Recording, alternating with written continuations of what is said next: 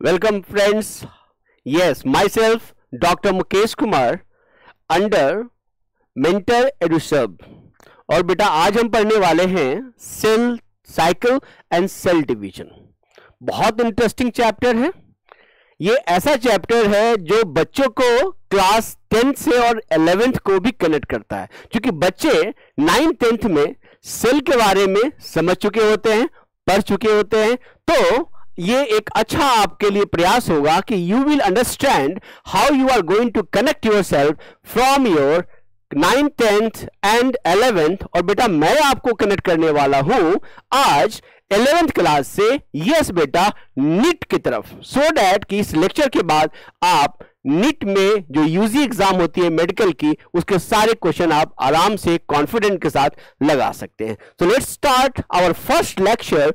Yes, इस first lecture में हम कवर करने वाले हैं yes need of cell cycle and cell division. मतलब सेल साइकिल की जरूरत क्या पड़ी भाई, क्यों सेल डिवीजन होता है, यह समझने का प्रयास करेंगे, राइट।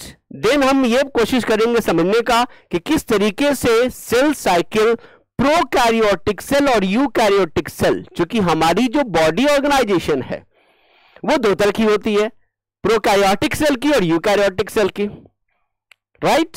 ये सेलुलर ऑर्गेनाइजेशन हो गई। बॉडी ऑर्गेनाइजेशन पे जाए तो यूनिसेलुलर और मल्टीसेलुलर है, राइट। तो हमें ये समझना पड़ेगा कि आखिर ये जो सेल साइकिल है या सेल डिवीजन की जो इवेंट है ये होती कहां है और क्यों नहीं होती, तो क्यों नहीं होती ये समझेंगे बेटा।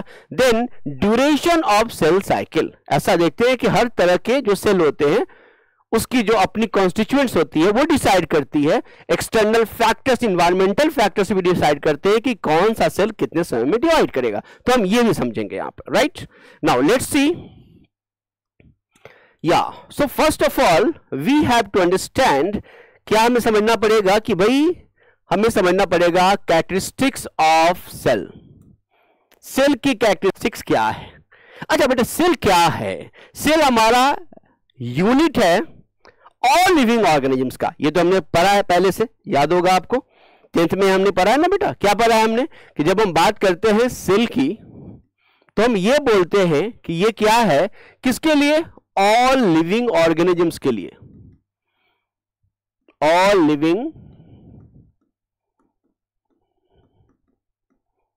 ऑर्गेनिजम्स की यदि हम बात करेंगे तो हम ये देखेंगे कि जितने भी लिविंग ऑर्गेनिजम्स हैं इन सभी के लिए जो fundamental, structural and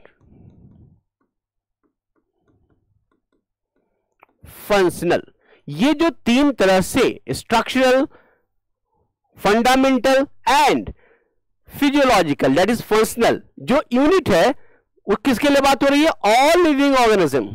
no matter आप माइक्रोब्स की बात कर रहे हैं, नो मैटर आप प्लांट और एनिमल्स की बात कर रहे हैं, सबके लिए कहा कि ये स्ट्रक्चरल यूनिट है।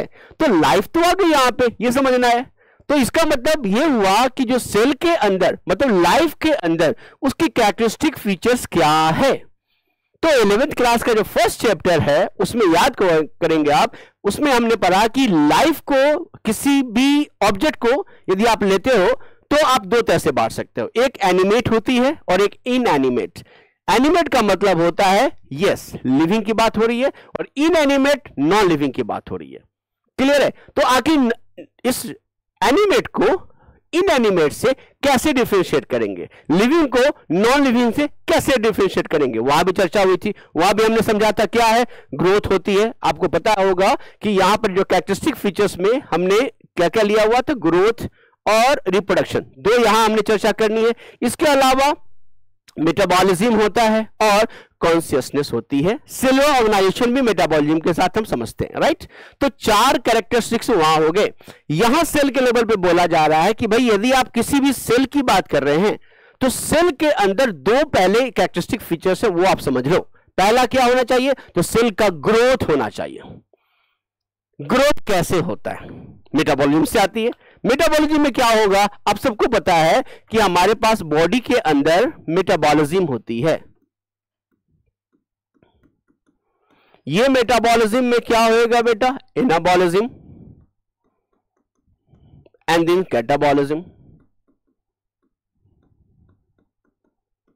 और आप याद करें कि जब कभी भी हमारे बॉडी के अंदर एनाबॉलिज्म का जो रेट है वो ज्यादा हो जाता है कैटाबॉलिज्म के रेट से, तो हम क्या समझते हैं? Yes, that is counted as कि हां बॉडी के अंदर ग्रोथ होती है।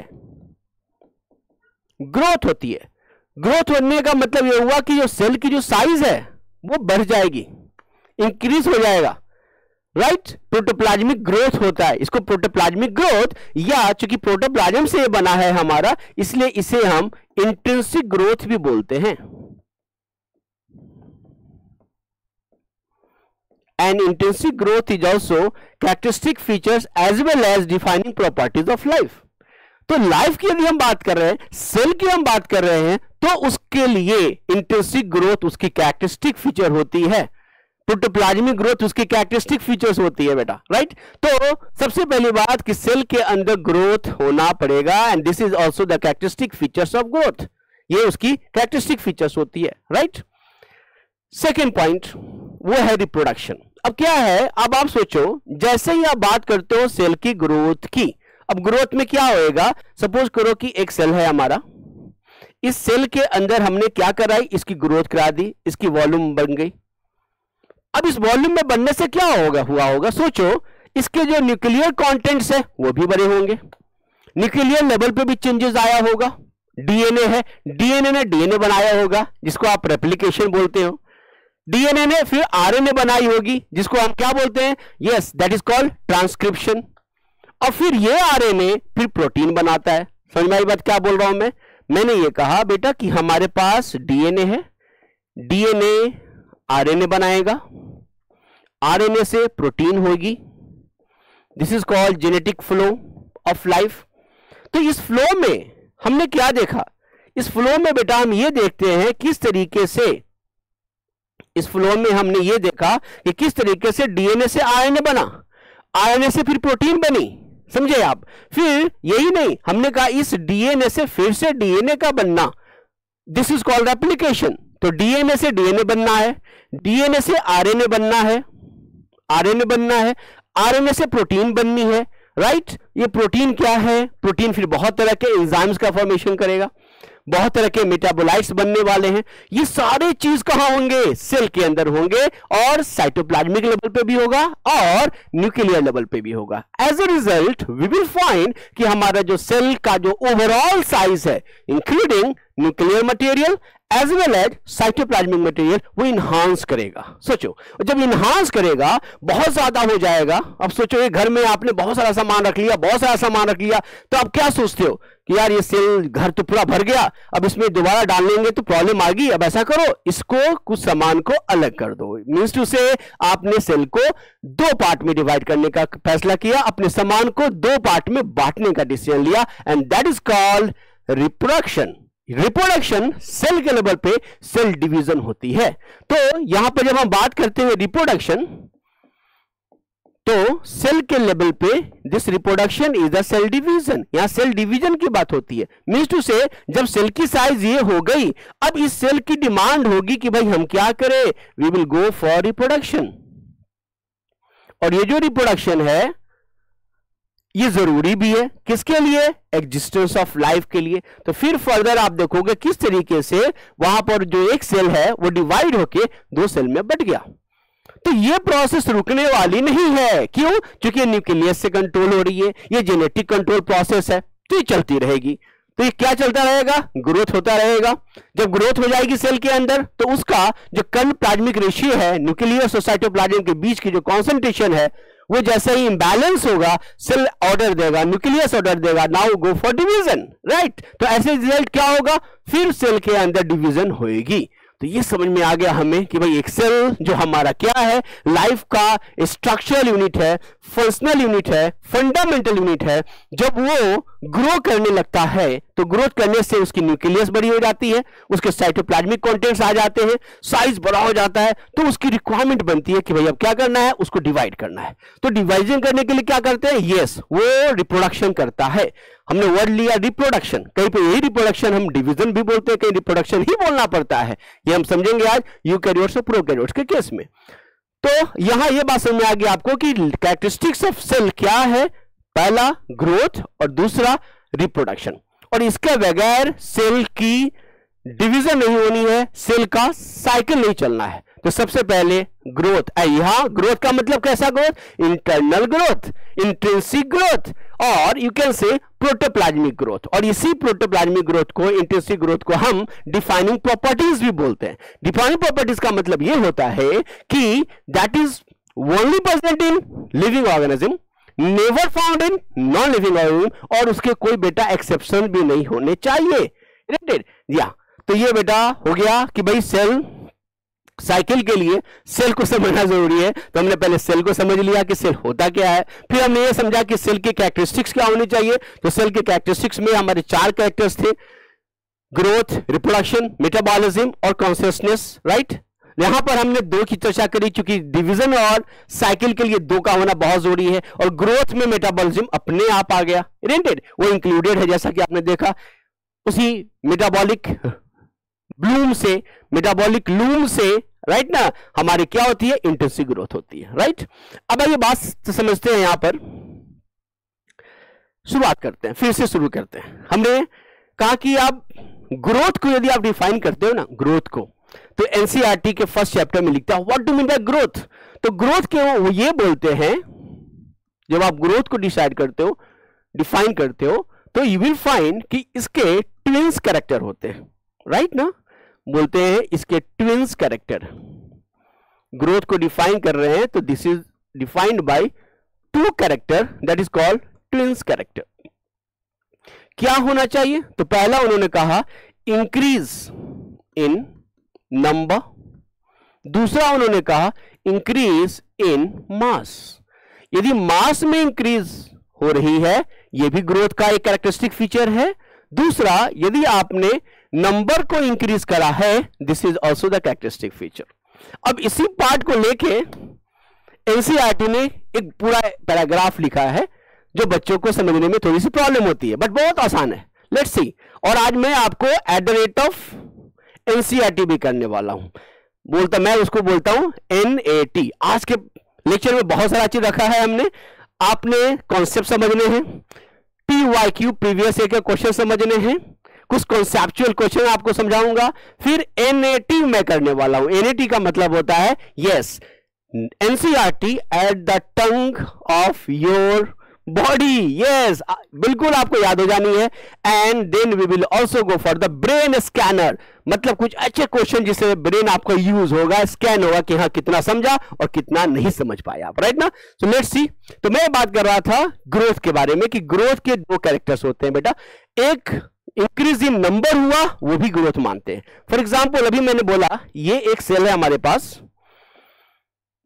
और इस एक सेल से हमने 2 सेल बनाए हैं, राइट। तो ये क्या हो गया, yes, this is also growth. Why, because we have increase the number of cell. दूसरा, यदि हमने एक सेल लिया और ये एक सेल अपनी साइज में वृद्धि कर लिया, इंक्रीज इन बायोमास, तो ये क्या हुआ, ये भी ग्रोथ है। क्लियर है। अब यहां 2 बातें समझ में आनी चाहिए। यहां पे हमारे अपने एनसीईआरटी में उन्होंने क्या समझाया है, किस चीज को लेके समझाया, आइए समझते हैं। Let's see. यहां ये बात 2 बातें कही गई। क्या बातें कही गई इसमें, कि भाई आप करते क्या हो, समझो, ये जो हमारा सेल है सिंगल सेल, हम यहां से अब 2 तरह की ऑर्गेनाइजेशन की बात करने वाले हैं। पहली ऑर्गेनाइजेशन कैसी है हमारी, पहली ऑर्गेनाइजेशन ऐसी है जहां पर मैंने ये बोला कि हमारे पास मान लो कि आपको जायगोट मिल गया, राइट। किसी जैसे हम क्या है, we are the multicellular organism, higher plants, higher animals क्या है, all are the multicellular eukaryotics है। तो हम कैसे बने हैं, सोचो, हमारी उत्पत्ति कैसे हुई है, राइट। पेरेंटल गैमेटिक फ्यूजन हुआ, मेल गैमेट फीमेल गैमेट्स, और वो फ्यूज करके फर्टिलाइज करके क्या बनाया, एक जायगोट बनाया। तो जायगोट एक सेल का है ना बेटा, तो वो जायगोट क्या है, सिंगल सेल। सोचो, तो यदि आपके पास एक सिंगल सेल आया जायगोट, ये डिप्लॉयड है, और अब इसमें क्या होने लगा, yes increase in number, can understand. अब ये इंक्रीज इन नंबर मतलब ये फर्स्ट स्टेट की बात कर रहा हूं, इंक्रीज इन नंबर जो होता जा रहा है, तो ये क्या होगा, अब ये 2 सेल स्ट्रक्चर होंगे, 4 सेल स्ट्रक्चर होंगे, राइट, 8 सेल स्ट्रक्चर होंगे, और ये करते करते ये क्या होगा, यस मेनी सेल स्ट्रक्चर। अब ये जो मेनी सेल स्ट्रक्चर होंगे, हमारे बॉडी में ट्रिलियंस ऑफ सेल्स पाए जाते हैं, तो ये क्या करेगा, यही हमारा एक सिंगल लार्ज बॉडी बना दिया उसने, इधर in the form of plant और in the form of animal. तो हमने क्या देखा कि उसी सेल के डिवीजन से, सिंगल सेल के डिवीजन से क्या होता गया, उनके बीच में इंटरेक्शन होता गया, लेवल डिवीजन भी होती गई, जो एक मल्टी सेलुलर ऑर्गेनाइजेशंस की कैरेक्टरिस्टिक फीचर्स होती है, वो करते गए, कोऑपरेट करते गए, and they develop in the form of a single large body, even you can से फॉर द ह्यूमन और एनी लार्जर प्लांट। पहली कंडीशन। दूसरी कंडीशन ऐसी हो सकती है कि चलो मैंने कहां भी शुरुआत करी एक सेल की, मान लो ये मैंने कहानी आपको ले ली, ये आपको ले लिया मैंने यूकैरियोट्स का, मैंने बात करी हायर प्लांट्स और हायर एनिमल्स की, तो आप कहोगे सर ये तो यूकैरियोट्स हो गया, तो क्या से प्रोकैरियोट्स की क्या कहानी होगी, चलो देखते हैं। प्रोकैरियोट्स में चलो यदि मैं बात करूं सेकेंड कंडीशन, ये तो हो गया यूकैरियोट्स। यदि आपने प्रोकैरियोट्स की बात करी है, तो यहां आप ये देखेंगे कि वहां पर तो न्यूक्लियस नहीं होगी, न्यूक्लियोइड होगा, आप सबको पता है, और ये भी डिवीजन करेगा, तो वैसी स्थिति में क्या करेगा, वो 1 से 2 ऐसे करता जाएगा, और इसके बीच में आप देखोगे ये कॉलोनी बनती चली गई। यस, आप देखते हो ये कॉलोनी बनती चली गई। You can take an example, जैसे आप क्या करते हो, दूध से दही बनाते हो, क्या होता है, आप क्लोनिंग करते हो थोड़ी सी दही, दही में क्या है, बैक्टीरिया है, राइट, उसकी इनोकुलम लेके आप दूध में डाल देते हैं, मॉर्निंग में क्या हो गया, पूरी दूध आपकी कर्ड में कन्वर्ट हो चुकी है, कर्ड मींस बैक्टीरिया से भर चुका है। तो यहां पर आप क्या देख रहे हो, you are going to get, yes this is the cellular population, ये पूरी सेलुलर पॉपुलेशन है, यू कैन से ये बैक्टीरिया की पॉपुलेशन है, बैक्टीरियल पॉपुलेशन, बैक्टीरियल पॉपुलेशन।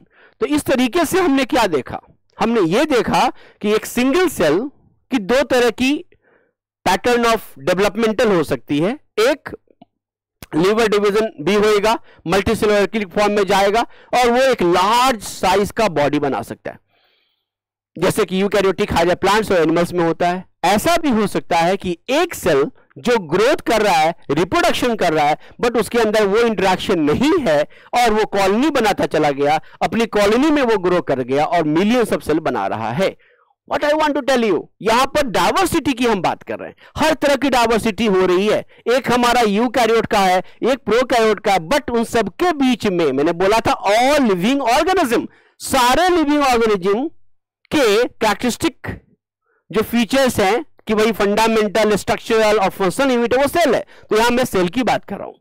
तो इस सेल में क्या होगा, यस प्रोकैरियोट्स भी आएंगे, यूकैरियोट्स भी आएंगे, और उसकी जो ग्रोथ होगी, उसका जो रिप्रोडक्शन होगा, वो 2 पैटर्न पर चलेगा। इतनी बात समझ आ गई आपको बेटा, राइट। तो इस तरीके से हमने अभी ये कंक्लूड किया सेल क्या होता है। तो सेल क्या है, यस ये ऑल लिविंग ऑर्गेनिजम्स का फंडामेंटल, स्ट्रक्चरल और फंक्शनल यूनिट होता है। सेल की कैरेक्टरिस्टिक्स जो हैं वो 4 होती हैं, यहां हमने 2 की चर्चा करी, वो ग्रोथ एंड रिप्रोडक्शन। ग्रोथ जो है उसके ट्विन्स कैरेक्टर हो गए, एक जब सेल की नंबर बढ़ेगी, एक सेल का साइज बढ़ेगा। वैसे जो सेल का साइज बढ़ना होता है, यदि मैं इसको प्रोटोप्लाज्मिक लूंगा तो ये साइज प्रोटोप्लाज्मिक लेवल में बढ़ना, ये इंट्रिंसिक हो जाता है। लेकिन यदि एक्सटर्नल डिपोजिशन से बढ़ रहा है तो वो एक्सटेंसिव ग्रोथ हो जाता है, और इसी एक्सटेंसिव ग्रोथ को हम यस डिफाइनिंग प्रॉपर्टीज नहीं मानते, राइट ना। तो यहां भी 2 तरह की कंडीशंस हो सकती है, जो डिटेल पढ़ना आपको कहां, लिविंग वर्ल्ड में पढ़ना है, राइट।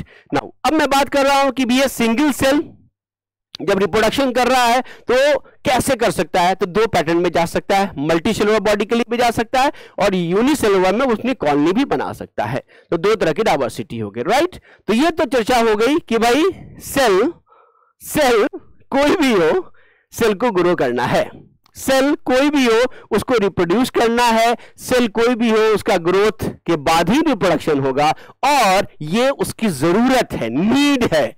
ये मैंने आपको समझाने का प्रयास किया कि जरूरत क्या है सेल डिवीजन की। तो डिवीजन की ये जरूरत है कि वो ऑटोनोमस कंटिन्यूअस इंटरनल स्ट्रक्चर जो है उसकी क्या हो रही है, चेंजेस होती जा रही है, डीएनए से डीएनए, डीएनए से आरएनए और प्रोटीन, इसके कारण कंटेंट बढ़ता जाएगा, ग्रोथ होगा, जब ग्रोथ होगी then it will results into yes reproduction, right. Now अब बात करेंगे हम लोग यस कि सर ये तो आपने बता दिया, अब बात करो सेल साइकिल की, अब उस पर भी बात हो जाए। यस, सेल साइकिल की आदि जो फंडामेंटल्स है वो हमने पढ़ लिए, अब आप समझिए। आइए दो साइंटिस्ट की बात करते हैं बेटा, है ना, ये आपको जानना चाहिए। सबसे पहले हवार्ड और पिल्क नाम के दो साइंटिस्ट थे, इन्होंने प्लांट पे एक्सपेरिमेंट करा। उस प्लांट का नाम था भीसिया फाबा, भीसिया फाबा। ये जो भीसिया फाबा है बेटा, ये बीन का पौधा होता है। बीन का मतलब ये लेग्यूम्स है, पल्स है, आप पढ़ेंगे, ये फैबेसी फैमिली का मेंबर होता है, डाइकॉट का है प्लांट। उस पर उन्होंने टेक्निक यूज करी, ये टेक्निक यूज करी उन्होंने ऑटो रेडियोग्राफी,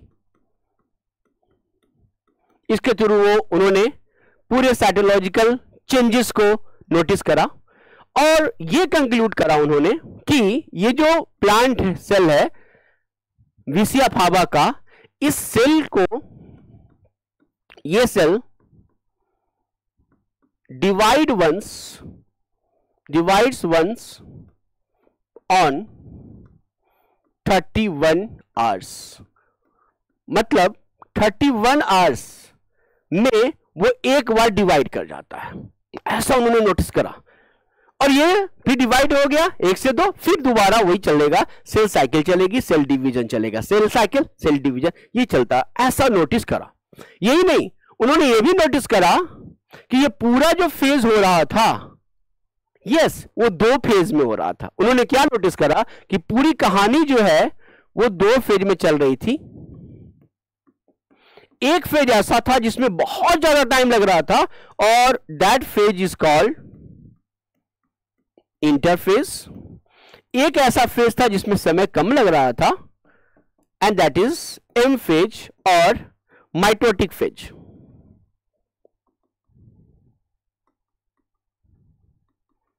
एम फेज और माइटोटिक फेज। मैंने क्या कहा, मैंने ये कहा आपको कि एक में ज्यादा टाइम लग रहा था। यस, इंटरफेज में ऐसा नोटिस किया उन्होंने कि लगभग 95% का टाइम, और एम फेज को होने में उन्होंने नोटिस करा लगभग 5% का टाइम लगा। मीन्स टू से ऑलमोस्ट यहां पे 30 आवर्स का टाइम इनको यहां लगा था और यहां पे उनको 1 आवर का टाइम लगा। तो ये पहली बार उन्होंने प्लांट में नोटिस करा। लोगों को लगा अच्छा, इसका मतलब सेल के अंदर, फिर वही बात जो मैंने अभी आपको बताई, सेल का ग्रोथ, यस, वो ग्रोथ का मतलब इंटरफेज, फिर सेल की डिवीजन दैट इज रिप्रोडक्शन, और वो क्या, यस बेटा, वो है एम फेज। आगे इन कनेक्टिविटी आ गई आपको। अब फिर आपको मजा आने वाला। फिर से देखो, दूसरे एक और साइंटिस्ट थे, इनके बारे में भी हो जाए। आपको अगर सर ये तो आपने बता दिया, और ये आपने किस पे बताई, आपने एक प्लांट पे बता दिया, सर प्लीज एक एनिमल पे भी बताओ। यस, बायोलॉजी में दोनों पढ़ना है। Let's see. तो यहां पर आप देखेंगे एनिमल के केस में साइंटिस्ट है प्रिवोस्ट एंड डुमा। इनफैक्ट ये प्लांट से पहले उन्होंने काम करा। इसमें क्या हुआ, इसमें उन्होंने नोटिस क्या देखा, ये देखें आप, यहां जो कहानी चली, ये इन्होंने किस पे काम करा, तो उन्होंने जो काम करा वो फ्रॉग पे काम करा। Yes, frog, that is Rana टिग्रिना। और यहां पर उन्होंने ये देखा कि जो जाइगोट है, उस जाइगोट के अंदर किस तरीके से क्लीवेज हो रहा था, और इसी क्लीवेज के क्रम में नोटिस करा उन्होंने कि किस तरीके से सेल की साइकिलिंग हो रही है और सेल का डिवीजन हो रहा है। यस, मीन्स टू से केवल हॉवर्ड एंड पेल को ही नहीं, प्रीवोस्ट एंड डूमा जी को भी, इनको भी मिला कि हाँ ऐसा होता है। अब लोगों को भरोसा हो गया, अच्छा ये होता है। अब हर आदमी क्या सोचता है, बेटा हम तो बहुत स्वार्थी हैं, पर कहीं भी हम ये सोचते हैं मेरा क्या फायदा, राइट? मतलब ह्यूमन पे क्या होता होगा वो तो समझ ले। यदि ह्यूमन का मालूम हो जाएगा तो फिर हम क्या करेंगे, उसके बेस पे देखेंगे ह्यूमन की क्या वेलफेयर हो सकती है, कैसे हम ह्यूमन के हेल्थ को हेल्प कर सकते हैं, राइट? तो ह्यूमन के बारे में भी समझेंगे। पहले ये दो साइंटिस्ट के बारे में आप समझ गए। दूसरा, अब ये कोशिश करेंगे कि जाने कि आखिर ये सेल साइकिल होता क्या है। इतनी बात तो हो गई कि सर दो फेज में आपने बताया, पहला फेज इंटरफेज का हो गया, दूसरा फेज माइटोटिक फेज का हो गया, ये समझ में तो आ गया। बट ये करता कैसे है? आपने समझाया सर कि सेल का ग्रोथ होता है और उसकी रिप्रोडक्शन भी होती है। ग्रोथ कैसा होता होगा, ये मन में क्वेश्चन आ रहा होगा आपके। दूसरा, यस, ये जो एम फेज आपने कहा माइटोटिक फेज, उसमें क्या होता होगा। यस, लेट्स सी, आइए बात करते हैं बेटा। तो ये हमारा ड्यूरेशन की बात है। इसमें ड्यूरेशन के पहले आइए एक और चीज में समझाऊं आपको कि बात कर लेते हैं डेफिनेशंस की। नहीं, आपको अगर सर सेल को डिफाइन तो कर दो। यस बेटा, आ जाओ कि ये जो सेल साइकिल है, सेल साइकिल आखिर हम कहते किसे, what do mean by cell cycle, right? तो बेटा यदि डिफाइन करना चाहते हैं आप तो समझिए क्या है। जो मैंने अभी समझाया आपको कि सेल साइकिल रैंडम कुछ नहीं होना है, सीक्वेंशियल होना है। मीन्स टू से पहले क्या होना है, सेल की ग्रोथ होनी है, फिर क्या होना है, सेल का रिप्रोडक्शन, दैट इज डिवीजन होना है, राइट? फेज यही चलना है। तो डिवीजन बोलते क्या है कि ये क्या है, this is the sequential event. ये सीक्वेंशियल इवेंट है, सीक्वेंस में होना है। इस सीक्वेंस में क्या होना है, तो बोला इस सीक्वेंशियल इवेंट में सेल डुप्लीकेट्स। अब लो, सेल की ग्रोथ का मतलब डुप्लीकेशन, वो डबल करने जा रहा है। अभी आपके मन में होगा डबल सेल क्या करेगा। यस, डुप्लीकेट्स क्या क्या, हाँ, duplicates it's genome and cellular constituents. दोनों बातें आ गई। जब हम बात करते हैं, किसकी बात करते हैं, सेलुलर इट्स जेनोम की। जेनोम का मतलब बेटा हो गया जेनेटिक मटेरियल से, डीएनए से, न्यूक्लियस की बात हो रही है। मतलब डीएनए अपने को डुप्लीकेट कर लेगा। क्रोमोसोम की बात हो रही है बेटा, राइट? क्रोमोसोम के कंटेंट्स बढ़ जाएंगे, वो कंटेंट डबल हो जाएगा, और जब वो डबल होगा तो उसके साथ साथ कहा कि सेलुलर कंपोनेंट्स जो हैं, सेलुलर कॉन्स्टिट्यूएंट्स जो हैं, मतलब अब एक भाई है दूसरे भाई के साथ अलग हो रहा है, तो क्या होगा, दोनों भाई को जीने के लिए जितनी चीज चाहिए उसको तो मिलना है ना, तब तो वो अलग होगा। उस समय तक अलग नहीं होगा जब तक उस दोनों चीजों को, दोनों भाइयों को वो सारे लाइफ के एसेंशियल चीज जिसको जीने के लिए जरूरी है वो मिल ना जाए, तब तक वो अलग नहीं होगा बेटा, राइट ना? तो दैट्स वाई ये क्या किया इन्होंने, अपने कंटेंट्स को, जैसे प्रोटीन है, सेल ऑर्गेनेल्स है, सारा डबल कर लेगा, सो डैट कि जब डिवीजन करने लगेगा पेरेंट सेल मतलब मदर सेल से डॉटर सेल्स बनेंगे तो इक्वल डिवीजन हो जाएगा, बराबर बराबर का बंटवारा होगा, सो डैट कि किसी को कोई प्रॉब्लम ना आए, राइट? तो यहां पे सेल डुप्लीकेट करेगा। डुप्लीकेट करने के बाद क्या होगा, यस, तो पहला मैंने क्या बताया कि ये एक सीक्वेंशियल इवेंट है जिसमें सेल ने क्या करना है, डुप्लीकेट करना है। सेल को क्या डुप्लीकेट करना है, अपने जीनोम को, जेनेटिक मटेरियल को, न्यूक्लियर लेवल के चीजों को। नाउ सेलुलर कॉन्स्टिट्यूएंट्स, साइटोप्लाज्म में जो सेल ऑर्गेनेल्स है, सेल मेटाबोलाइट्स जो हैं, जो हमें जिंदा रहने के लिए, एग्जिस्टेंस के लिए जरूरी है, वो सबको डबल कर लेगा। क्या क्या करेगा, सब पढ़ने वाला, डोंट वरी। अब उसके बाद क्या करेगा, उसके बाद evenly divide and distribute into the daughter cells. अब आप समझे क्या कहा गया? यदि ऐसा हो रहा है then this is called cell cycle. इसी को क्या बोलेंगे? Yes, this is called cell cycle बेटा. तो इसका मतलब सेल साइकिल के लिए, यस, सेल साइकिल हम किसे बोलेंगे? उसे बोलेंगे जब एक सीक्वेंशियल इवेंट चलेगी. सीक्वेंशियल इवेंट का मतलब स्टेप बाय प्रोसेस चलेगा, उसमें सेल डुप्लीकेट होगा, राइट? तो डुप्लीकेशन में चीजें क्या होंगी? डबल होंगी. और फिर सेल क्या करेगा? अपने को डिवाइड करेगा और जो उसके कंटेंट्स हैं वो डॉटर सेल के अंदर इक्वली डिवाइड हो जाएंगे. और एक डायग्राम से समझता हूं इसे. हमारे पास, मैंने कहा ये छोटा सा सेल है. अब मान लो इस सेल को डिवाइड करना है. मैंने कहा चलो डिवाइड हो जाओ. तो ये आधा डिवाइड तो नहीं करेगा ना बेटा. आधा डिवाइड करेगा तो क्या होगा? सर्वाइव नहीं कर पाएगा. यस, वो सर्वाइव नहीं कर पाएगा, सर्वाइवल नहीं हो पाएगी. मीन्स टू से सर्वाइवल कब होगी? जो कंटेंट उसके पास था वो कंटेंट उसका डबल हो जाएगा, तब वो डिवीजन करेगा. डिवीजन के पहले ग्रोथ जरूरी है, जो मैंने पहले बताया था. मीन्स टू से ये जब डिवाइड करना है तो ये पॉसिबल नहीं है, अदरवाइज सर्वाइव नहीं करेगा. तो ये क्या करेगा? अपनी साइज को बढ़ाएगा. सी, न्यूक्लियस के कंटेंट्स को भी बढ़ाएगा. गुड.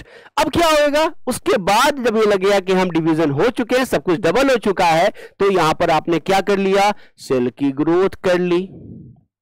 इस ग्रोथ में क्या क्या करा आपने? ये बहुत तरह के आपने न्यूक्लियर चेंजेस करे, प्लस आपने साइटोप्लाज्मिक चेंजेस करी. मतलब न्यूक्लियस का भी साइज बढ़ा और साइटोप्लाज्मिक चेंजेस, दोनों चेंजेस यहां हुए. Now they are ready for division. अब इसके अंदर क्या होगा? न्यूक्लियस की डिवीजन, कैरियोकाइनेसिस, साइटोप्लाज्म की डिवीजन, साइटोकाइनेसिस, और फाइनली वो अब 1 से 2 हो जाएगा. अब ये बहुत मजे में सर्वाइव करेगा, कोई प्रॉब्लम नहीं आएगी इसको सर्वाइवल में बेटा. ध्यान दीजिए, अब ये सर्वाइव करेगा. ध्यान दीजिए, यहां सर्वाइव नहीं कर पा रहा था. क्यों नहीं कर पा रहा था? क्योंकि हमने यहां ग्रोथ नहीं कराए थे. Is it clear? तो हमने क्या सीखा? हमने बेटा, यदि आप बोर्ड के बच्चे हो, सीबीएसई बोर्ड हो, बिहार बोर्ड हो, कोई भी बोर्ड हो, आपको क्वेश्चन आएगा क्या? What do mean by cell? तो आप इजीली इसको डिफाइन कर सकते हैं कि what is cell cycle. Yes, cell cycle जो है, this is the sequential event where a cell duplicates its genome and the cellular components and evenly divide into 2 daughter cells, और उसके बाद सब में इक्वल डिस्ट्रीब्यूशन उसका हो जाएगा. Got it? तो इवेनली उसको क्या करना है? डिवाइड करना है और फिर डिस्ट्रीब्यूशन करना है सारे कंटेंट्स को जो डबल किया उन्होंने किस चीज में? 2 डॉटर सेल्स में. This is called cell cycle भी. और साइकिल क्यों? फिर ये आया, फिर जब मैच्योर होगा फिर ही कहानी चलती रहेगी. तो ये प्रोसेस ऑटोनोमस है, ये प्रोसेस कंटिन्यूअस है, चलता रहेगा. राइट? चलो बेटा, अब आओ बात करते हैं ड्यूरेशन ऑफ सेल की. आइए, तो जब आप सेल की ड्यूरेशन की बात करते हैं तो एक ड्यूरेशन तो मैंने अभी चर्चा करा. चलो कौन बताएगा? याद है? Hurry up tell me. Yes, plant पे बात करी थी. प्लांट में क्या था? प्लांट में मैंने ये ड्यूरेशन की बात करी थी, किस तरीके से विसिया फावा में 31 आवर्स लगा था. तो उसी तरीके से कुछ और भी सेल में हम पढ़ना चाहते हैं, उसको समझना चाहते हैं. तो अब आइए, तो ये एनसीईआरटी कहती है, क्या कहती है कि आप पढ़ लो जितना पढ़ना है, लेकिन सब में एक जैसा नहीं रहेगा. ये वेरिएबल है. मतलब सेल साइकिल की जो ड्यूरेशन है वो वेरिएबल है. क्यों वेरिएबल है? होगा ना, क्योंकि सेलुलर ऑर्गेनाइजेशन वेरिएबल है, ऑर्गेनिजम्स वेरिएबल है. तो सेल साइकिल भी सेल टू सेल वेरी करेगा, ऑर्गेनिज्म टू ऑर्गेनिज्म ये भी वेरी करेगा. तो अब आप देखिए ये वेरिएबल कहां है. तो मैं बोलना चाहूं आपको, ये वेरिएबल है cell to cell. Cell to cell level पे ये वेरिएबल है. दूसरा,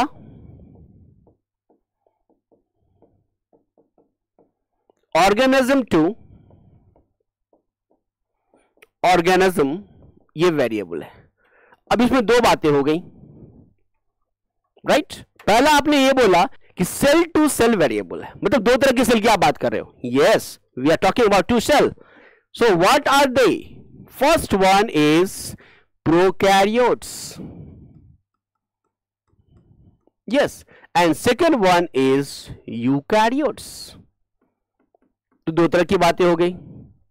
यस, अब आप कहोगे सर प्रोकैरियोट्स यूकैरियोट्स, उसके अलावा हमने क्या कहा, ऑर्गेनिज्म लेवल। ऑर्गेनिज्म जब आप लेते हो तो चलो हायर में ले लेते हैं, तो जो भी ऑर्गेनिज्म्स होगा तो वो यूकैरियोट्स तो होगा ही होगा, क्योंकि प्रोकैरियोट्स तो ऑलरेडी पहले ले चुके हैं हम। अब इसके अंदर क्या होएगा, इसके अंदर भी होएगा बेटा, हो सकता है कि ये मैं बात कर रहा हूं किसकी, यूनिसेल्युलर की, यूनिसेल्युलर यूकैरियोट्स की बात हो रही है, या ऐसा भी हो सकता है कि हम बात करेंगे मल्टी सेल्युलर ऑर्गेनिज्म्स की। तो इस तरीके से हमारे पास ये तीन बड़े ग्रुप हो गए। पहला जो बात हो रही थी प्रोकैरियोट्स, यदि हम बैक्टीरिया की बात करें, क्योंकि आपको पता है बैक्टीरिया जो है वो टिपिकल मेंबर होता है किसका, प्रोकैरियोट्स का, राइट। तो ऐसा देखा जाता है कि बैक्टीरिया ऑन एवरी 20 मिनट्स बेटा, 20 मिनट के बाद ये बैक्टीरिया क्या करता है, डिवाइड वंस, एक बार वो डिवीजन कर लेता है, मतलब 20 मिनट्स का टाइम, रिमेंबर 20 मिनट्स। सेकेंड, अब रही बात यूकैरियोट्स, तो मैंने कहा यूकैरियोट्स में आपने वेरिएशन ले लिया, यूनिसेल्युलर भी है और मल्टीसेल्युलर भी है। यदि आप यूनिसेल्युलर की बात करते हो, तो इसको भी ले लेते हैं, मल्टीसेल्युलर में आया तो इसको भी लेना पड़ेगा। आइए, यूनिसेल्युलर में जो बहुत कॉमन क्वेश्चन आता है आपके एग्जाम को में, वो आता है बेटा ईस्ट। नाम सुना आपने ईस्ट का, नाम सुना ईस्ट का, ईस्ट फंजाई है, राइट। अब कहोगे सर फंजाई तो मल्टीसेल्युलर होता है, बिल्कुल सही कहा आपने, फंजाई मल्टीसेल्युलर यूकैरियोट्स होता है, लेकिन जब ईस्ट की बात करेंगे, सैक्रोमाइसिस की बात करेंगे, तो ये एक्सेप्शन है। क्यों? क्योंकि ये यूनिसेल्युलर यूकैरियोट है, राइट। तो ये आपका एक्सेप्शनल है फंजाई में कि ये यूनिसेल्युलर है और यूकैरियोटिक है बेटा। यूजुअली फंजाई जो है, ये जो फंजाई है, ये यूजुअली ऐसा नहीं होता। मैं किसकी बात कर रहा हूं, ईस्ट की बात कर रहा हूं। यूजुअली फंजाई मल्टीसेल्युलर यूकैरियोट्स होते हैं। नाउ अब रही बात, ये कितना टाइम लेता है, यस, कौन बताएगा, जल्दी गेस। हाँ बेटा, right, this is 90 minutes. Good, ये बेटा 90 मिनट्स, और इसी को आप लिखना चाहो तो बोल कर सकते हो 1.30 आवर्स, 1 घंटे 30 मिनट का टाइम लगता है। क्या देखा आपने, अरे भैया ये जो प्रोकैरियोट्स की बात करोगे तो छोटा सेल है, उसके न्यूक्लियर, उसमें कोई मेम्ब्रेन बाउंड स्ट्रक्चर नहीं है, राइट। तो जब उसकी डबलिंग होनी है, सब कुछ डबल होना है, तो जल्दी जल्दी हो जाएगा। कोई आदमी एक रूम के कमरे में रहता है, उसी में सारा सामान है, और कोई पूरा बंगले में रहता है, उसमें उसका सारा सामान है, और बंगले का डुप्लीकेशन होना है और एक रूम का डुप्लीकेशन होना है। आप बताओ ना यार, कहां टाइम लगेगा। यस, जो बंगला है उसको ज्यादा टाइम लगना है, जो छोटा रूम है बेचारा वो फट से, राइट ना, 2 मिनट, यहां 2 का मतलब 20 मिनट। यस, छोटा है, प्रोकैरियोटिक सेल है, तो ये जल्दी डिवाइड कर जाएगा। ये तो बिल्कुल बेसिक चीज हो गई, लेकिन हाँ टाइम याद करना पड़ेगा हमें। दूसरा कहोगे सर फिर मल्टीसेल्युलर में क्या करना है, यस, यदि मल्टीसेल्युलर की बात करते हो तो थोड़ा ये देख लेते हैं, आ जाओ। मल्टीसेल्युलर में बात करते हो तो यहां हमारे 2 केसेस आ सकते हैं, आ जाओ आ जाओ। एक तो ले लेंगे बेटा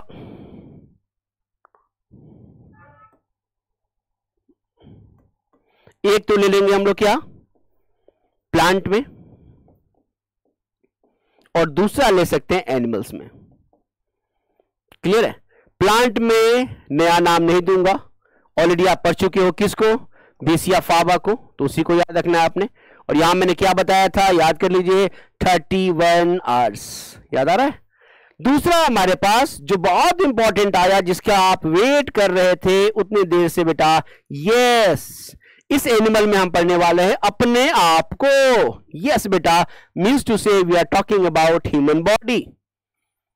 कौन बताएगा, ह्यूमन में जो सेल होते हैं, ये सेल किसकी बात हो रही है, सोमैटिक सेल की बात हो रही है।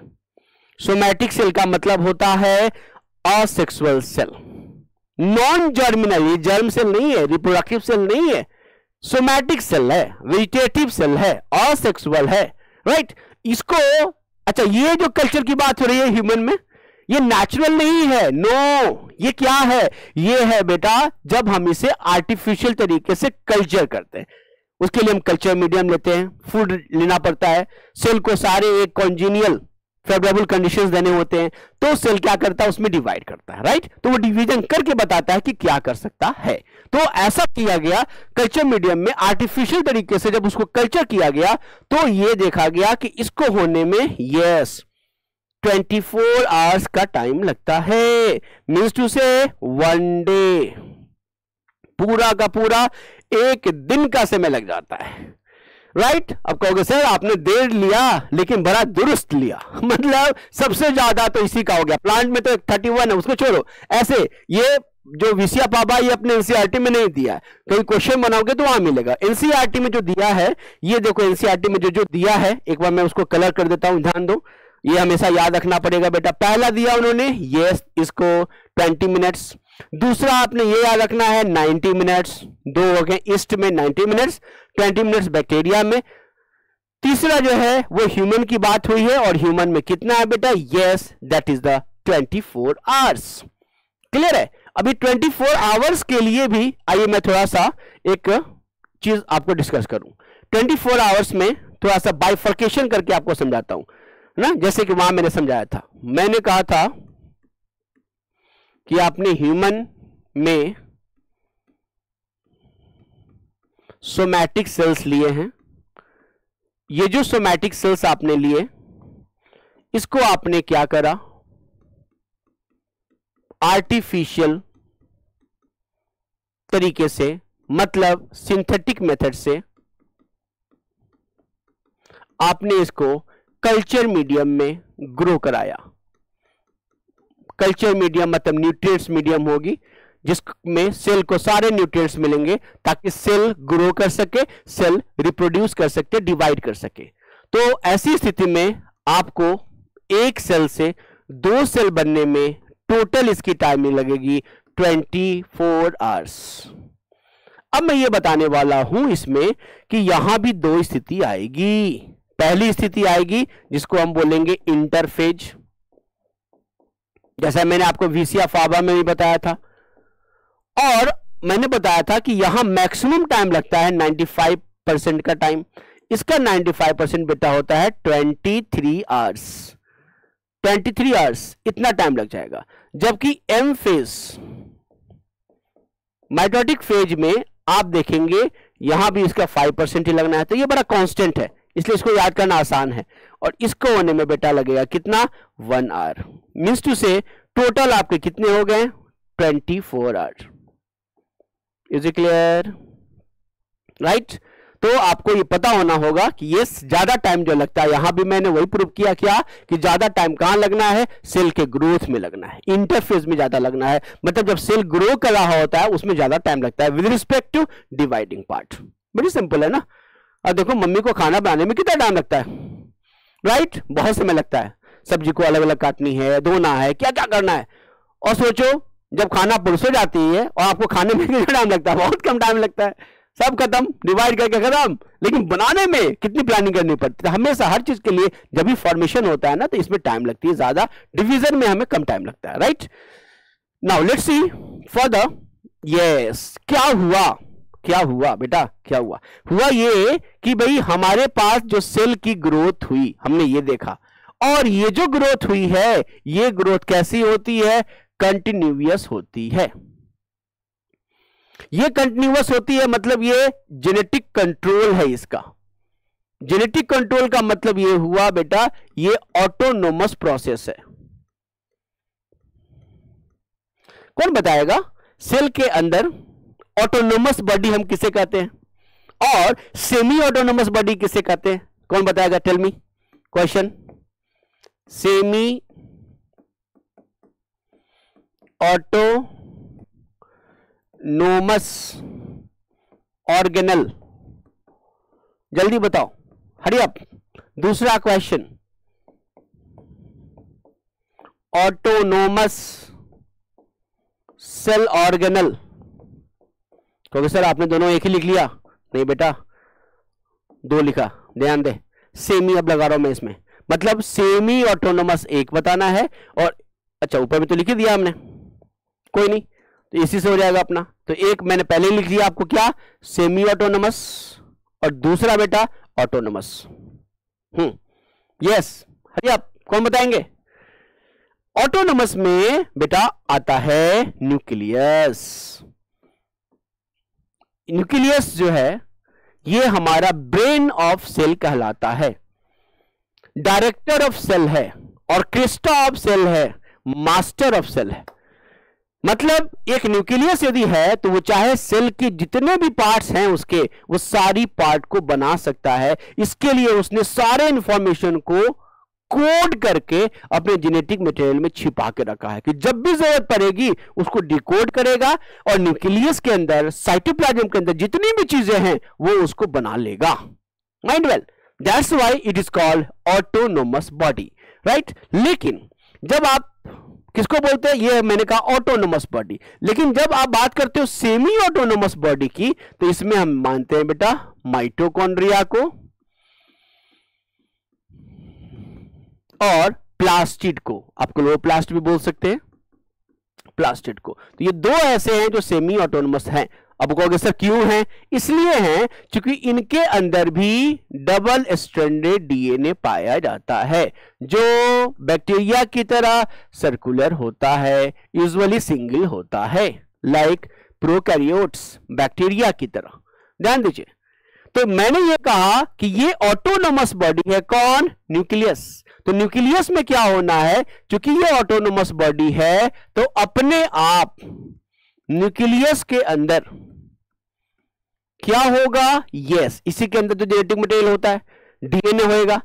डीएनए ऑर्डर देगा चलो अब डिवीजन करने की प्रोसेस शुरू करो, सब कुछ फेवरेबल कंडीशन में चल रहा है, तो फिर क्या होगा? यस, डीएनए क्या करेगा? डीएनए से डीएनए रेप्लिकेशन कर लेगा, डीएनए से आरएनए, यस, ट्रांसक्रिप्शन कर लेगा, आरएनए से प्रोटीन बनाएगा ट्रांसलेशन के बाद, और फिर प्रोटीन के बाद जितनी चीजें अमाइनो एसिड्स हैं, आरएनए का न्यूक्लियोटाइड से सब कुछ मिलके सेल का वॉल्यूम बढ़ेगा, न्यूक्लियस की वॉल्यूम बढ़ेगी, मतलब वॉल्यूम बढ़ जाएगा, ग्रोथ हो जाएगा, और आफ्टर ग्रोथ यू नो क्या होगा? डिवीजन होगा, राइट ना। तो इस तरीके से डिवीजन करने के लिए पहला स्टेप ग्रोथ है, ग्रोथ कंटिन्यूअस प्रोसेस है। कंट्रोल किसने किया? न्यूक्लियस। क्यों कंट्रोल किया? क्योंकि वो ऑटोनोमस बॉडी है। और इसी ग्रोथ के बाद आप देखोगे कि क्या क्या हो जाएगा? डीएनए की रेप्लिकेशन होगी,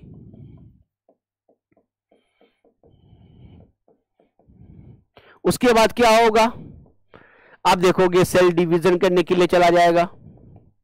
तो फिर बात तो वही हो गई, क्या स्टार्ट हमने कहा था, कहां से स्टार्ट करा था? यस बेटा, हमने स्टार्ट करी थी किससे? हमने स्टार्ट करी थी किससे? यस, स्टार्ट करी थी ग्रोथ से, और फिर हम कहां पहुंच गए? यस, डिवीजन पे। तो पहले भी वही बात बोला था, स्टार्टिंग में करी थी क्या? सेल का कैरेक्टरिस्टिक फीचर है कि वो ग्रो करेगा और डिवाइड करेगा, मतलब उसके अंदर रिप्रोडक्शन होगी। क्लियर है बेटा? यस, नाउ लेट्स सी। हाँ अच्छा, ये जो मैंने बात बोली आपको, आइए थोड़ा सा मैं आपको एनसीईआरटी से मुलाकात कराता हूं। आपको लगेगा सर क्या बोल रहे हैं ये सारी चीजें, तो आपको थोड़ा सा एनसीईआरटी से मुलाकात करता हूं। जो मैंने कहा समझा ना, उसको एनसीईआरटी के रिस्पेक्ट में समझो, then you will some understand मैंने क्या बताया आपको। समझो, इतनी एक पैराग्राफ है ये, जैसा कि आपको पता है मैं 10th चैप्टर एनसीईआरटी का सेल साइकिल और सेल डिवीजन की बात कर रहा हूं। क्या लिखा है इसने, समझो। Are you aware that all organisms, even largest, start their life form from a single cell? याद करो मैंने कहा था एक सिंगल सेल क्या करेगा? लाइफ स्टार्ट करेगा, चाहे कहीं भी चला जाए। कहीं भी चला जाए क्या मतलब क्या हुआ? यस, चाहे वो यूनिसेलुलर हो, चाहे वो प्रोकैरियोट्स हो, चाहे वो मल्टीसेलुलर क्यों ना हो, फिर क्या करेगा? वहां पे बोला कि यू विल वंडर, आपको आश्चर्य लगेगा जान के कि एक सेल के अंदर इतनी डाइवर्सिटी आ गई। यस, तो यहां पर आप देखोगे wonder how a single cell goes to form such a large organism. एक जायगोट था, उस जायगोट से मेरे को देख लो 90 kg का बंदा आपके सामने खड़ा है, लार्ज ऑर्गेनिज्म, एक सेल से ग्रोथ के कारण, डिवीजन के कारण। नाउ फिर क्या बोला? This growth and reproduction characteristics of cell Indeed all living organism, मैंने बताया था ना, ऑल ऑर्गेनिज्म में 4 कैरेक्टर्स होते हैं, यहां पे मैं 2 की बात कर रहा हूं, ग्रोथ की और रिप्रोडक्शन की, राइट ना। नाउ फिर क्या बोला, all cell reproduce by division into 2 with each parent cell giving rise to 2 daughter cells each time they divide, हर बार वो डिवाइड करेंगे, मतलब कंटिन्यूअस प्रोसेस होगा, right. Now these newly formed daughter cells can themselves grow and divide, मतलब एक cell बनी, वो ग्रो एंड डिवाइड हुआ, फिर ये ग्रो एंड अगेन डिवाइड, मतलब ये प्रोसेस कैसी चलनी है, ये प्रोसेस बेटा कंटिन्यूअस प्रोसेस चलनी है। ये मैंने पहले बताया, एनसीईआरटी की लाइन को सर्जिकल स्ट्राइक करके एक एक लाइन आपको क्लियर करो, ताकि इसके बेसिस पे कोई क्वेश्चन आएगा बिल्कुल नहीं छूटेगा, राइट ना।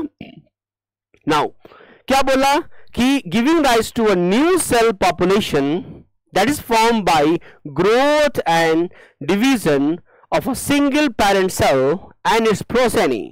In other words, such cycle of growth and division allow a single cell to form structure of millions of cells। देखो, एक सेल से मिलियंस ऑफ सेल बना रहा है, एक सेल से लार्ज ऑर्गेनिज्म का सेल बना रहा है, मतलब डाइवर्सिटी इसमें आ रही है लाइफ के फॉर्म पे, बट प्रोसेस वही चल रहा है, क्या, ग्रोथ एंड डिवीजन। मजा आ गया, मजा आ गया। यस बेटा, ये लाइन मैंने आपको एक्सप्लेन किया, आपको लग रहा होगा सर तो एक अलग कहानी लेके चल रहे हैं, पढ़ा क्या रहे, कुछ नहीं पढ़ा रहे, एनसीईआरटी की लाइन को एक्सप्लेन कर रहा हूं आपको, राइट। नाउ दूसरी बात, आइए दूसरा भी फिर समझ लीजिए आप, दूसरा भी आइए देखते हैं। आइए दूसरा समझ लीजिए, जो अभी मैंने बात करी, क्या बात करी अभी आपको, दूसरा बोला कि ये जो सेल साइकिल है वो क्या है। सेल साइकिल को मैंने क्या बताया था, रिमेंबर, ये सीक्वेंशियल इवेंट्स है जहां पे सेल डुप्लीकेट करता है, उस डुप्लीकेशन में जीनोम अपने को डबल कर लेगा, मतलब डीएनए का क्या होगा, रेप्लिकेशन होगा, डुप्लीकेशन होएगा। फिर उसके बाद क्या होगा, यस, उसके बाद जब डिवाइड करेगा तो सारे कंपोनेंट्स इक्वल डिवाइड करके वो अपने अपने डॉटर सेल्स में चले जाएंगे। इतनी बात करी थी ना। नाउ लेट्स सी क्या बोला जा रहा है, बोला कि सेल डिवीजन बहुत इंपॉर्टेंट प्रोसेस है। क्यों इंपॉर्टेंट है, क्योंकि जब तक रिप्रोडक्शन नहीं होगा तब तक लाइफ का बेटा एग्जिस्टेंस नहीं होगा। For the existence of life, we need reproduction, and for reproduction, we need growth. इसलिए growth and introduction both are very integral part. Both are very important part. Now, characteristic feature. तो सारे living organism में होता है। During division of a cell, क्या हो रहा है, जब डिवीजन हो रहा है, सेल की रेप्लिकेशन हो रही है, सेल का ग्रोथ हो रहा है। अब समझो, सेल की रेप्लिकेशन न्यूक्लियर लेवल पर चेंज हो गया, मैंने बोला था, फिर सेल का ग्रोथ सेल के लेवल पर ग्रोथ हो गया। नाउ ये होता है all this process that is division, reproduction और ग्रोथ, 3 बातें हो गई, डिवीजन, और डिवीजन के पहले ग्रोथ, और ग्रोथ के बाद रिप्रोडक्शन, डिवीजन। तो पहले क्या हुआ, सब पहला स्टेप डिवाइड कर रहा है, चीजों को बढ़ाएगा, बढ़ाएगा मतलब ग्रोथ कराएगा। मुझे लगता है इस सीक्वेंस में ज्यादा अच्छा सीक्वेंस आपको यह करना चाहिए कि पहला सीक्वेंस क्या हो, सेल का ग्रोथ, इसी से जुड़ा हुआ है आपका क्या, यस, डीएनए की रेप्लिकेशन, एंड देन यस बेटा, then you should go for the final cell division. तो ये सीक्वेंस आपकी बहुत सीक्वेंशियल है, जैसा कि एनसीईआरटी ने कहा, साइंस कहती है क्या, सीक्वेंशियल इवेंट। तो ये 3 घटना यहां पे है, इवेंट है। Hence to have takes place a coordinated way, coordination है, झटके में कुछ नहीं होना, सारे स्टेप बाय प्रोसेस है, राइट ना, सारे स्टेप बाय प्रोसेस है। मतलब मैंने कहा कि पहले आपको क्या होना है, पहले आपको बेटा इंटरफेज होना है, इंटरफेज होना है तो पहले आई फेज होगा, इंटर का फेज होगा, इसके बाद एम का फेज होना है। तो ऐसा नहीं कि पहले एम आ जाएगा फिर आई होगा या इरेगुलर पैटर्न में होगा, नहीं, ये सारे काम जो है, ये सारे काम आप जो देख रहे हैं, ये सारे काम कैसे हैं, कोऑर्डिनेटेड हैं, सीक्वेंशियल हैं।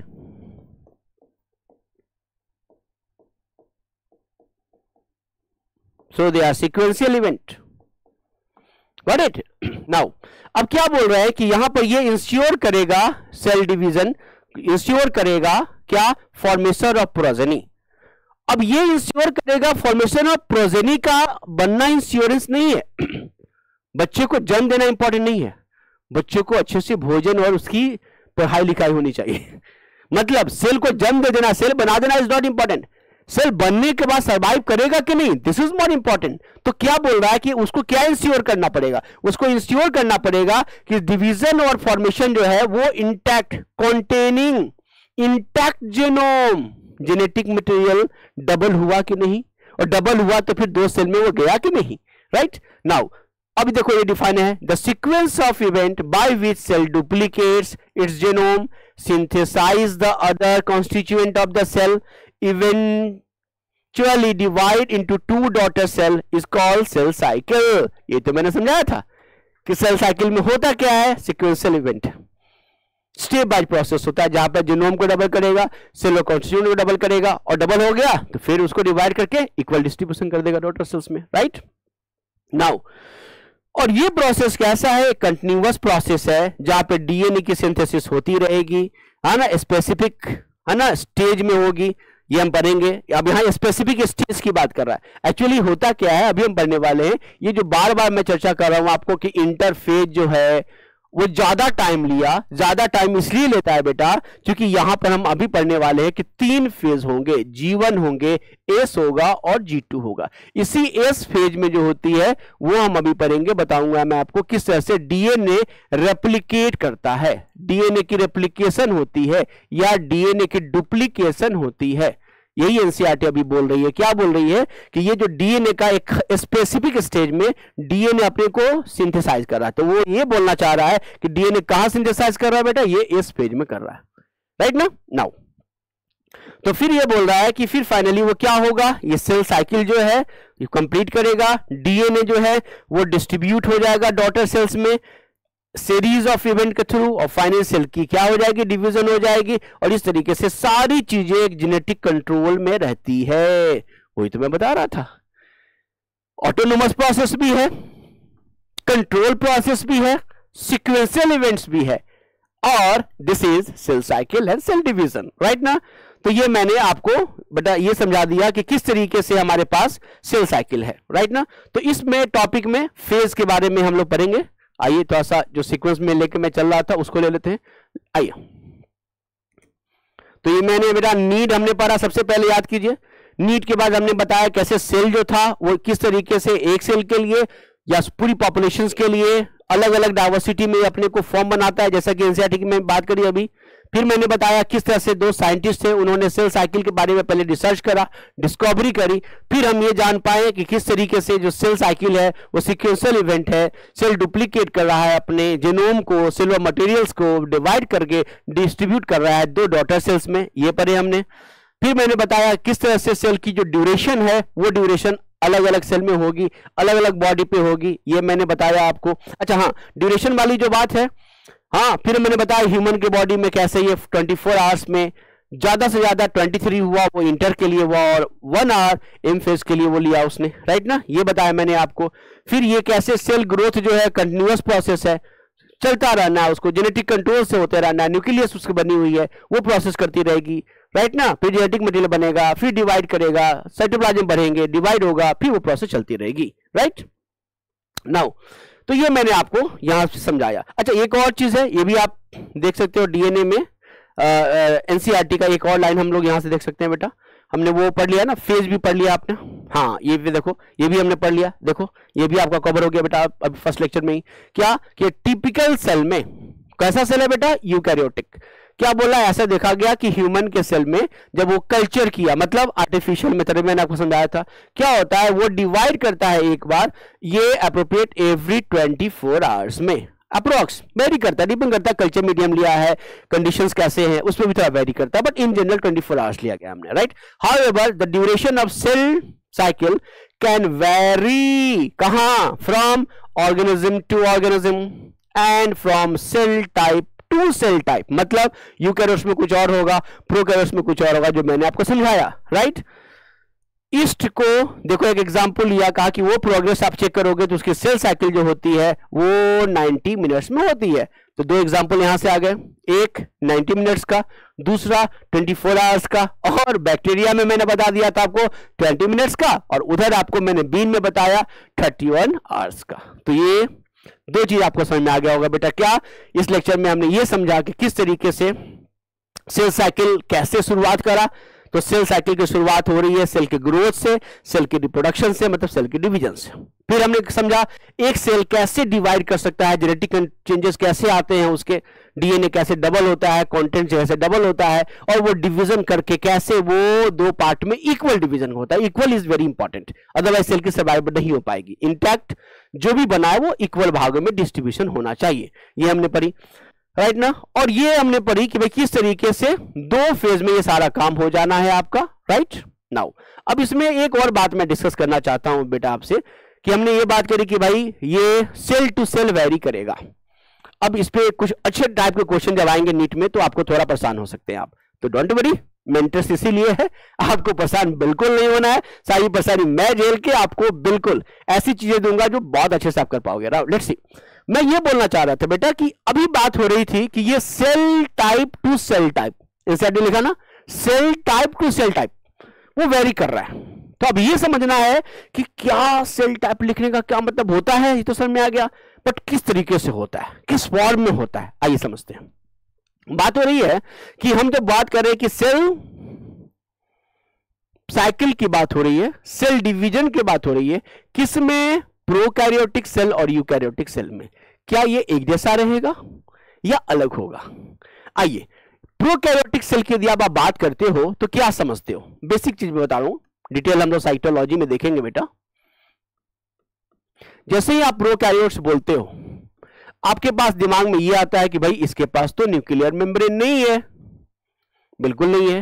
न्यूक्लियर मेम्ब्रेन नहीं है तो क्या होगा, न्यूक्लियस होगी, बिल्कुल नहीं होगी।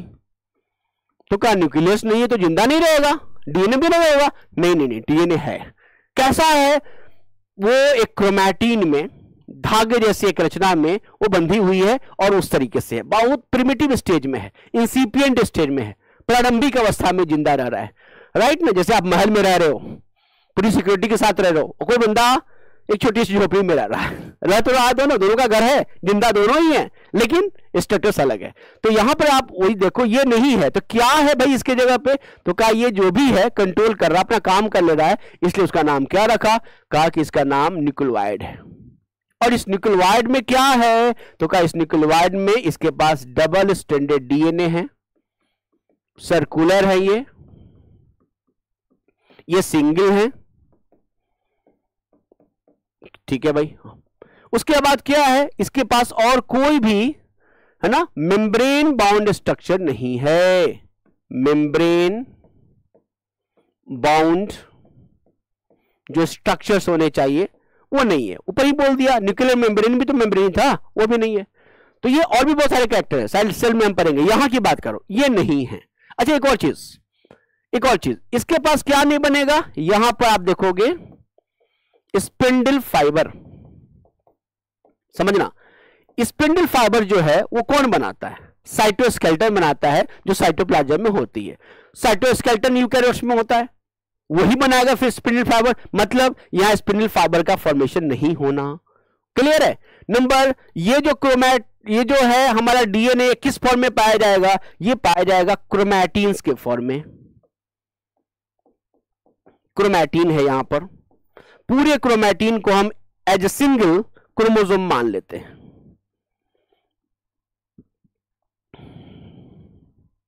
चलिए, मतलब ये कि आप ये ले लो, ये एक हो गया, डबल कर लेते हैं, ये डबल स्ट्रैंडेड डीएनए हो गया, सर्कुलर हो गया, ये स्थिति हो गई, राइट। ये कहां हो गई, चलो एक सेल ले लेते हैं, कम ऑन लेट्स सी, इसको डाल दो, एक सेल के अंदर डाल देते हैं, तो ये एक सेल के अंदर डाल दिया। तो ये हमारा एक सेल है, सेल के अंदर न्यूक्लियोइड है और बाकी कोई मेम्ब्रेन स्ट्रक्चर नहीं है, स्पिंडल का फॉर्मेशन नहीं होना। अब सोचो, जब न्यूक्लियस ही नहीं है तो न्यूक्लियर डिवीजन कैसे होगा? रिमेंबर हमने क्या बोला था कि भाई हमारे पास एम फेज जो था, याद है हमने बात कर रहे थे, जब सेल साइकिल की बात हो रही थी तो सेल साइकिल में हम ये बोल रहे थे, सेल साइकिल की बात हो रही थी तो हमने ये बोला था कि सबसे पहला काम ये होगा कि सेल ग्रो करेगा। चलो भाई, कैसे ग्रो करेगा? इंटरफेज में ग्रो करेगा। फिर सेल क्या करेगा? डिवाइड करेगा। कैसे डिवाइड करेगा? एम फेज में डिवाइड करेगा। ठीक है भैया। एम फेज में क्या होगा? पहला काम कैरियोकाइनेसिस होगा। कैरियन मतलब न्यूक्लियस, काइनेसिस मतलब डिवीजन, मतलब क्या? न्यूक्लियस की डिवीजन होगी। उसके बाद फिर क्या होगा? उसके बाद होगा साइटोकाइनेसिस, साइटोप्लाज्म की डिवीजन, मतलब पूरा दो पार्ट में सेल का बढ़ जाना, दिस इज कॉल्ड साइटोकाइनेसिस। मतलब ये न्यूक्लियस का डिवीजन करेगा बेटा, और न्यूक्लियस तो है ही नहीं, तो क्या डिवीजन करेगा? साइटोप्लाज्म का डिवीजन करेगा। यहां तो न्यूक्लियस है ही नहीं, राइट? न्यूक्लियस हो भी जाता तो फिर क्रोमोसोम हमारा होना था, क्रोमोसोम यदि हो भी जाता तो तोड़ने के लिए स्पिंडल फाइबर होना था, वो भी नहीं है। ये समझ में बात आ रही है कि बैक्टीरिया यदि डिवाइड करता होगा तो डिवीजन बेचारा कर लेता होगा, लेकिन जो सीक्वेंशियल स्टेप की हम बात कर रहे थे ये वहां दिखाई नहीं देगा। मतलब ये बेटा कि जो कहानी यूकैरियोट्स में होनी है, यूकैरियोट्स में होनी है। यूकैरियोट्स में क्या क्या होएगा बताओ? साइटोस्केलेटन है तो स्पिंडल फाइबर बन जाएगा, क्रोमोसोम तो है ही अपना, न्यूक्लियस भी है अपना, तो जो यहां नहीं थे वो सारी चीजें वहां पे हैं, तो वहां न्यूक्लियर की डिवीजन होगी, वहां पे साइटोप्लाज्म का डिवीजन होगा, और जब न्यूक्लियस और साइटोप्लाज्म की डिवीजन हुई, सीक्वेंशियल हुई, तो यही तो हम सेल साइकिल बोलेंगे। तो क्वेश्चन क्या आएगा आपको? क्वेश्चन ये पूछा जाएगा बेटा, आ जाओ, ये देखो क्वेश्चन ये है आपसे, क्वेश्चन ये है आपसे कि सेल साइकिल जब आप कर रहे होते हो तो ये बताओ, ये सेल साइकिल क्या प्रोकैरियोट्स में होगा या ये यूकैरियोट्स में होगा? ये आप बताएं, या ये दोनों में होगा? ये भी बताना है आपने।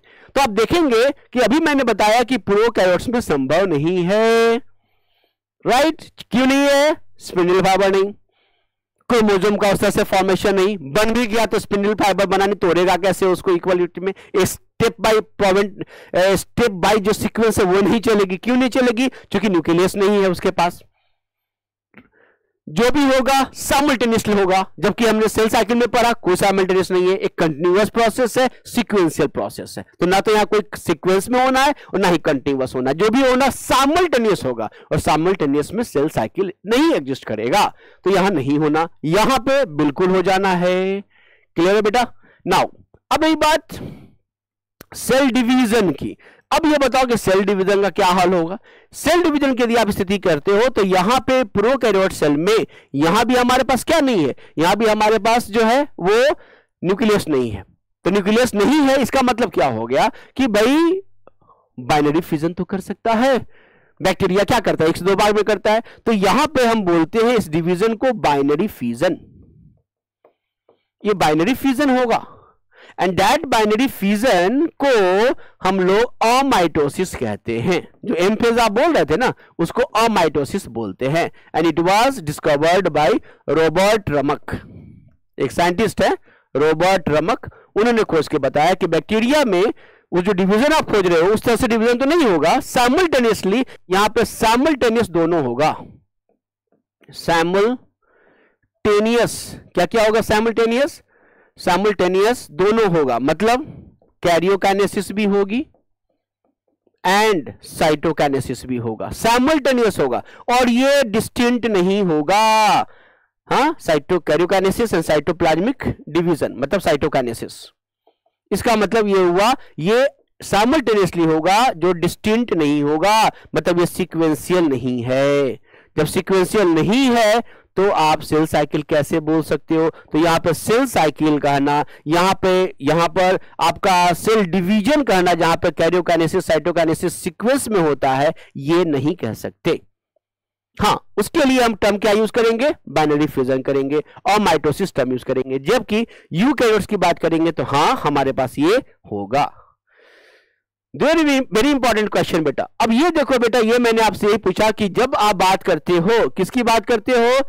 यस, प्रोकैरियोट्स में बात करते हो, तो आपके पास क्या आता है? आप देखोगे कि यहां पर ये फॉर्म क्रोमोसोम का उस तरह का फॉर्म नहीं होता, क्रोमैटिन होता है। स्पिंडल फाइबर की फॉर्मेशन बिल्कुल नहीं होती, माइटोसिस इस कारण से नहीं होता, लेकिन इसके बदले में क्या होता है? अमाइटोसिस हो जाती है। That is supposed to be binary fission। तो इसी बाइनरी फ्यूजन को बेटा हम कह रहे यहां पर मानते हैं कि बैक्टीरिया के अंदर बाइनरी फ्यूजन होता है जिससे वो 1 से 2 सेल बना लेता है, और मानते हैं कुछ डिजीज सेल में भी ऐसा ही होता है। क्लियर है?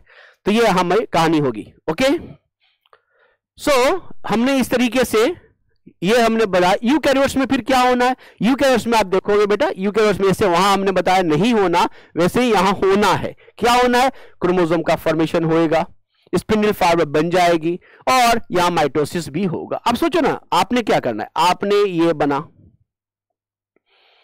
न्यूक्लियस, ये हो गया क्रोमोसोम। अब इस क्रोमोसोम में क्या है? ये आपका सेंट्रोमियर। आप भी सोचो इस सेंट्रोमियर में क्या बनना है? याद करो, साइटोप्लाज्म में आपने पढ़ा होगा। यहां क्या बनना है? यहां काइनेटोकोर बनेगा, यहां भी काइनेटोकोर बनेगा, राइट ना। फिर क्या होना है? यहां पे यही से स्पिंडल फाइबर बन के इसको खींचेगी, राइट ना। तब तो ये बीचों बीच टूटेगा, तब तो डिवाइड होगा, क्रोमोसोम की डिवीजन होगी, कैरियोकाइनेसिस होगा। बट ऐसा कुछ जब ऑपरेटर्स नहीं है प्रोकैरियोट्स में, तो कहां से होगा? सो ये कहां होगा? यस बेटा, ये यूकैरियोट्स में होगा। देखो सीक्वेंशियल होगा, सीक्वेंशियल इवेंट्स ये सब पढ़ेंगे हम लोग, नेक्स्ट लेक्चर में पढ़ने वाले हैं। तो ये सब सीक्वेंशियल इवेंट होगा। तो प्रोकैरियोट्स में संभव नहीं है, यूकैरियोट्स में होगा हमारा। और बेसिक कैरेक्टर्स क्या है साइकिल का बेटा? तो बेसिक कैरेक्टर ये है हमारा कि ये कैसा प्रोसेस है? यस, ये है हमारा कोऑर्डिनेटेड प्रोसेस है। कोऑर्डिनेटेड है, एक दूसरे को कोऑपरेट करेगा, ध्यान से रखना है। कोऑर्डिनेटेड प्रोसेस है मतलब ये एक दूसरे को कोऑर्डिनेट करेगा। मतलब पहला काम यह है कि सेल का ग्रोथ होगा, फिर क्या होगा? डीएनए की रेप्लिकेशन होगी। रेप्लिकेशन बिना ग्रोथ के नहीं हो सकता। रेप्लिकेशन के बाद ही क्या होगा? सेल का डिवीजन होगा। डिवीजन के पहले रेप्लिकेशन जरूरी है, तब जाके ये पूरी प्रोसेस अपनी कंप्लीट होगी। किसकी? सेल साइकिल का। सब कोऑर्डिनेटेड एक दूसरे को। दूसरा, ये अंडर जेनेटिक है और ये ऑटोनोमस है, अपने आप चलता रहेगा, राइट ना। क्यों? क्योंकि इसको न्यूक्लियस कंट्रोल कर रही होती है। किसके थ्रू? जेनेटिक कंट्रोल के तहत। नाउ इवेंट्स में ये फेजेस में बटे होंगे। कितने फेजेस? 2 फेजेस होंगे। जैसे कि मैंने कहा, एक इंटरफेज होगा, दूसरा एम फेज होगा, माइटोटिक फेज जिसे बोलते हैं। तीसरा, यहां पर साइटोप्लाज्म जो है ये क्या होगा? कंटिन्यूअसली बनता जाएगा। कंटिन्यूअस प्रोसेस में साइटोप्लाज्म जो है वो ग्रो करता जाएगा, ये नहीं रुकेगा। So this is the very basic characteristics of what? Cell cycle. Got it? अब बात करते हैं हम लोग, आइए अब इस टॉपिक के लास्ट पार्ट पे पढ़ते हैं। कुछ PYQ कर लेते हैं बेटा, ताकि मालूम तो चले क्या समझा हमने।